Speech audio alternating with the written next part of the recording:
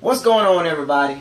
This your boy Isaiah, coming to you from Bucks Locker. Subscribe, like, comment, share on all the videos. Make sure you hit the notification bell to notify you on all new content posted on this channel.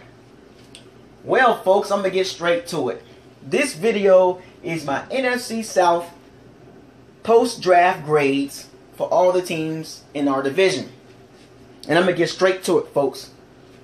First team I'm going to talk about, the Atlanta Falcons. Coming off a Super Bowl loss to the New England Patriots. And that's very embarrassing. We already know they choked. So their problem going into the offseason was defense. They got an explosive offense, but they lost their offensive coordinator, Kyle Shanahan, to the San Francisco 49ers. But the offense still should be explosive. So defense was the problem. So they go draft Takk McKinley and Duke Riley in the first 2 rounds. I like those 2 guys. The rest of the guys are okay. But those 2 guys stand out because I saw both of them play. So they addressed 2 needs on defense, and that should help the defense. And I'm going to give the Falcons a grade of a B. That's my overall grade for the Falcons. That's how I look at it based on the players they drafted. The next team I'm going to talk about is the Carolina Panthers. Coming off a crazy season with Cam Newton getting hurt, Jonathan Stewart injury prone, 2 big tall receivers in Devin Funchess and Kelvin Benjamin that can't separate. They go draft 2 scatbacks in the first 2 rounds. Christian McCaffery, very good player. Curtis Samuel, another very good player. They're pretty much the same type player. So I guess the Panthers want to go explosion versus big and powerful. And plus they got Greg Olsen. He's a problem. Another guy that I actually like was Deshaun Hall. I watched him play in the SEC. He's a pretty good pass rusher. I like him. But they are focused on offense. They want more explosion, as you can see in the first 2 picks. I like both of those guys, though. But they are the same player, and they had other issues they could have addressed.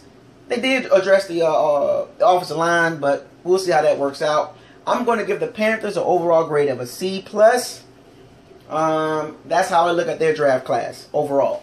The next team I'm going to talk about is the New Orleans Saints.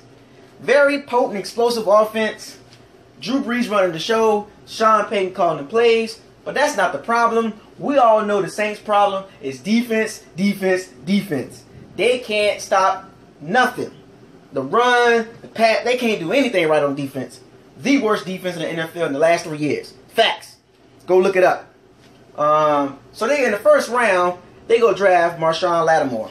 Nice player, not too much tape on the guy, but nice size with Devin Bro on the outside. That should be okay. Then they go draft a safety named Marcus Williams in the 2nd round when they got Von Bell and Kenny Vaccaro on the team already. So they drafted another safety? Whatever. Then they go get Alvin Kamara. I like him as a running back. I watched him in the SEC. Very good player. So he goes with Mark Ingram and Adrian Peterson. I guess he'll be the 3rd down back. And they got Alex Zone, University of Florida. Go Gators. I like that guy, but he can't stay healthy. And looking at the Saints' overall class, I'm going to give it a C, C-. Ryan Ramczyk, I don't know about that guy. They got Andres Pete. They could have drafted another defensive player or something like that, or replaced Brandon Cooks, but whatever. That's my overall grade for the Saints. Last team, of course, is my team, Tampa Bay Bucs. We go into the draft with some needs to fill and some depth to add. And we did that.